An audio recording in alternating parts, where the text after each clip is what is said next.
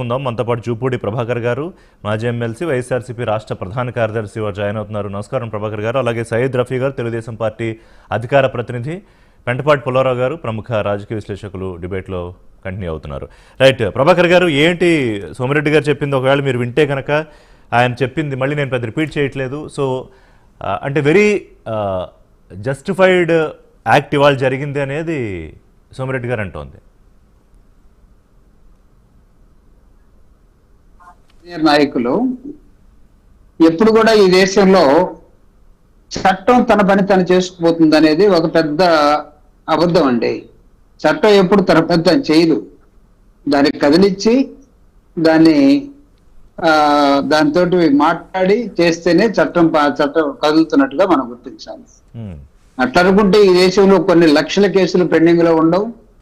Judiciary judge సరిపోవట్లేదు, మనకి ఇంకా ఎక్కువ మంది కావాలని కోరుకునే విధానం ఉండదు. చట్టం ఎప్పుడు తన పని తను చేసుకుపోదు. ఇదేదో మాట్లాడుతుంటారు కానీ వాళ్ళు ఆ విధంగా చట్టాన్ని కదిలించి మాట్లాడించి పనిచేయాల్సిన అవసరం ఉంది. ఈరోజు ఏదో మన వంశీ గారి మీద వీళ్ళు కొండందవి ఎలిక్కిని పట్టినట్టుగా ఒక ఆలోచన విధానం, ఆయన్ని జైల్లోనే ఉంచాలి, అంత దుర్మార్గుడు లేడు, ఇదని చెప్పారు.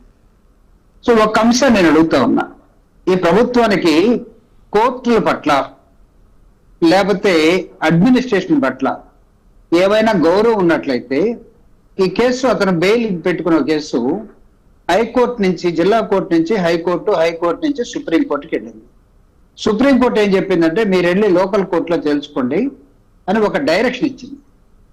ఈ డైరెక్షన్ ని ఇచ్చిన తర్వాత ఆ డైరెక్షన్ మీద ఒక డెసిషన్ తీసుకోకుండా వీళ్ళు ఇమీడియట్ గా మధ్యలో చేసిన ఒక డ్రామా ఏంటంటే అరెస్ట్ కోసం ఆ ఆఫీసులో పనిచేసే ఒక వ్యక్తితోటి, అతను ఒక ఎస్సీ కాబట్టి అతన్ని బెదిరించి సంతకం పెట్టించుకొని నిన్ను సాక్షిడిగా తీసుకెళ్తున్నావు అని చెప్పేసి ప్రధాన నిందితుడిగా చేర్చి అతని ద్వారా అట్రాసిటీ యాక్ట్ పెట్టడం జరిగింది.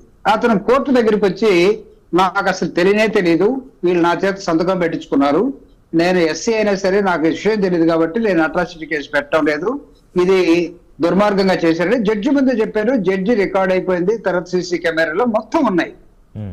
ఈ లోపల ఇతన్ని హైదరాబాద్ వెళ్ళి పట్టుకొచ్చే ఒక కార్యక్రమం, పట్టుకొచ్చే దానిలో అతని మీద ఇంతకుముందు ఏదో దాడి చేసాడనో అది ఏదో 2-3 కేసులు కూడా పెట్టారు. అరెస్ట్ చేసుకోమనండి ఒకవేళ కేసు ఉన్నట్టయితే.